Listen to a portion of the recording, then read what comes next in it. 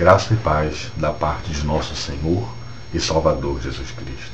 Abra lá a palavra de Deus na Epístola de Paulo a Filemon, versículo 1. Na verdade, só existe um capítulo. E esta é, a propósito, a menor carta que o apóstolo Paulo escreveu à igreja do Senhor Jesus Cristo. Inicialmente, parece uma carta com um conteúdo aparentemente só individual, pessoal, íntimo, de um homem chamado Filemon, o destinatário desta carta. E Paulo, o remetente, naquele momento um prisioneiro do Império Romano, que teve a oportunidade de pregar a palavra de Deus para um homem chamado Onésimo, e após a conversão deste homem, envia Onésimo com uma carta na mão, a carta de Paulo a Filemon, pedindo para que Filemon perdoasse Onésimo por todos os erros que ele havia cometido. Progressivamente nós vamos entrar em cada um desses assuntos. Eu pretendo fazer uma exposição bem detalhista sobre cada um desses pontos. Inicialmente, eu quero que você abra lá para que nós venhamos a ver. Diz assim, versículo 1.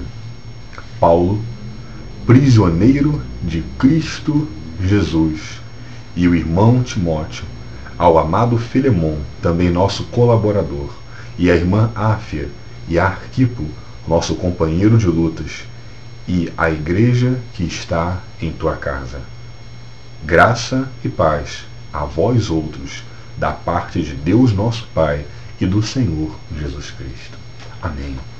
Bem, inicialmente, nós pensamos algumas coisas quando lemos esta carta.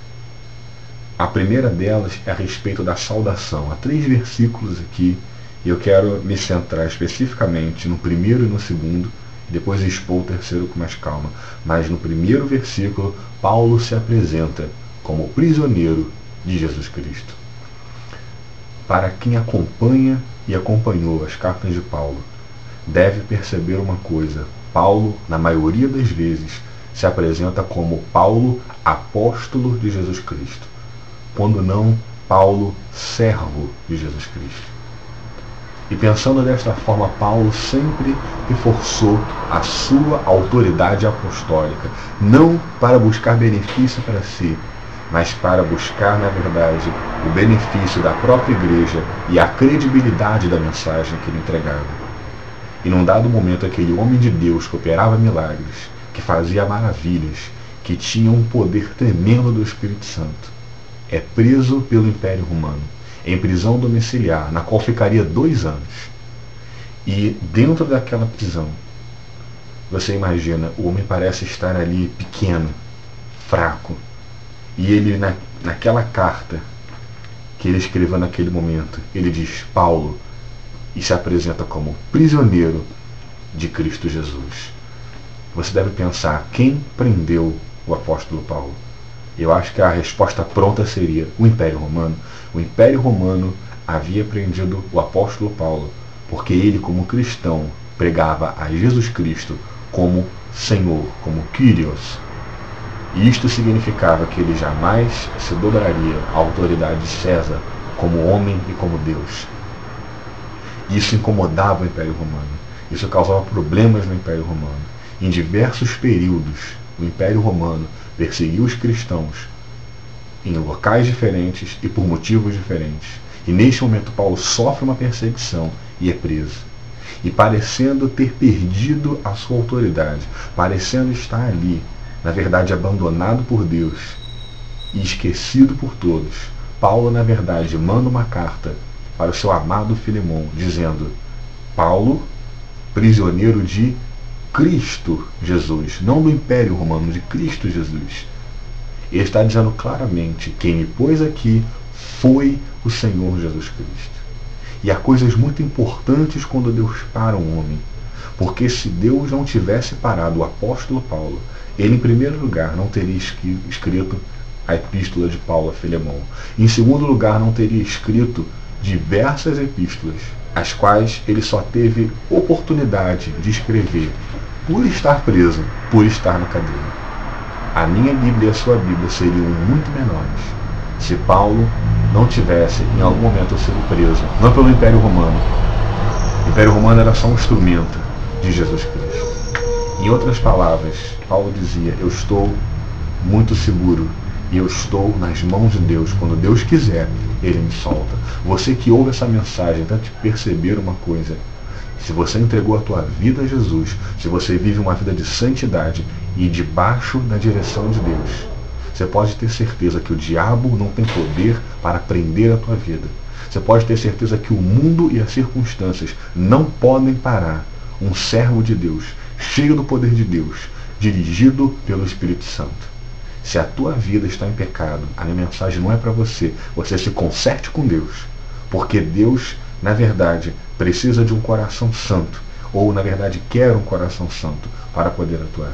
Neste momento, Paulo, ele se declara prisioneiro de Jesus. Jesus parou a minha vida. E é isso que você precisa ver na tua vida. Você que vive uma vida de oração e de santidade, e de busca da palavra de Deus e da vontade de Deus. Deus pode estar parando a tua vida para te mostrar uma coisa. Você vai fazer a obra de Deus de uma maneira diferente. Você vai fazer aquilo que você não faria se estivesse em atividade. Vendo desta forma, as coisas começam a clarear. Paulo se declara prisioneiro de Jesus Cristo. Você pode se achar nesse momento numa situação muito perigosa, num local muito perigoso, e pensar que na verdade está no pior lugar que poderia estar. E eu digo para você, Paulo não se declarou prisioneiro do inimigo, prisioneiro do Império Romano, prisioneiro do seu arqui-inimigo. Não, pelo contrário, Paulo se declarou prisioneiro de Jesus Cristo. E fica muito interessante a ironia aqui, porque, na verdade, um prisioneiro é sempre acompanhado por toda espécie de guardas. E Paulo, na verdade, como que se declarasse nesse momento, cercado de anjos, cercado da presença de Deus, cercado do poder de Deus, guardado por Deus de todo mal, de toda afronta do diabo, de toda complicação, de todo problema. Todo prisioneiro é guardado por aquele que o prendeu. E Paulo está mostrando exatamente isso. Eu sou guardado, completamente guardado por Jesus. Se você pensa que está numa situação perigosa, eu te digo, estar preso pela presença de Deus é, na verdade, estar no lugar mais seguro que você poderia estar. E Paulo fala coisas muito interessantes. Paulo, prisioneiro de Cristo Jesus, e o irmão Timóteo, ao amado Filemão. Perceba uma coisa, Paulo não está sozinho na prisão. Embora Timóteo não estivesse preso com ele, Timóteo era companheiro de Paulo nas suas cadeias. Eu queria que você percebesse já a emblemática dos nomes, a simbologia dos nomes no Novo Testamento. Paulo, no original, é Paulos, pequeno, pouco. Deus muda o nome de Saulo, Saul, que era um homem elevado, um homem grande dentro da religião judaica, para Paulo, pequeno, pouco. E na verdade parece que é isso que o Espírito Santo muitas vezes faz conosco, que Deus pede de nós dependência, que Deus pede de nós pequenez para operar nas nossas vidas, que Deus pede, na verdade, que nós sejamos fortes no meio da fraqueza. E na verdade precisamos das fraquezas para, no momento da fraqueza, dependermos do poder do Espírito Santo.